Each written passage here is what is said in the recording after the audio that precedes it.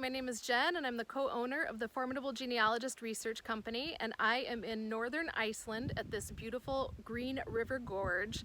And I wanted to take an opportunity here to talk a little bit about Icelandic naming conventions, which is something a lot of us genealogists have dealt with in overseas research, particularly with Eastern European and Scandinavian languages.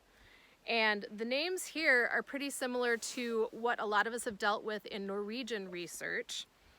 They use patronymics, so that is where the child's last name is a version of the father's first name. So if your name is Jan and your father was Lars, then your name is Jan Larsen. And if you're Helga and your father was Lars, then you are Helga Larsdottir. And that name does not change when you get married as a woman.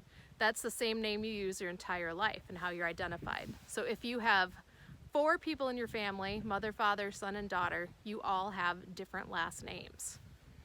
So they use these patronymics in all, like, the whole course of history until about 1900, and then they started to kind of adopt the Western tradition of just inheriting a family surname, and everyone has the same one.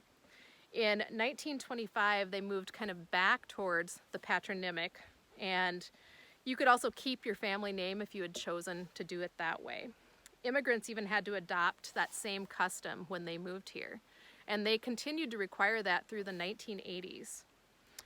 Currently, you can choose a patronymic, or you can choose, I guess it would probably be called a matronymic, but the mother's last name, so you don't have to just go by the same tradition right now. As far as first names go, they only have an approved list of about 3,500 first names that you can choose from. So when you're naming your child, you can't just make up a name or choose a name from another language. And that is because there's a grammatical concern with how the name will fit in their language. They also do not use Mr. or Mrs.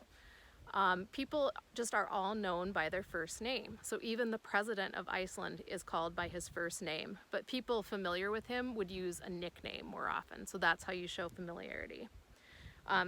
Yeah, so that's a little bit about Icelandic naming. Thanks.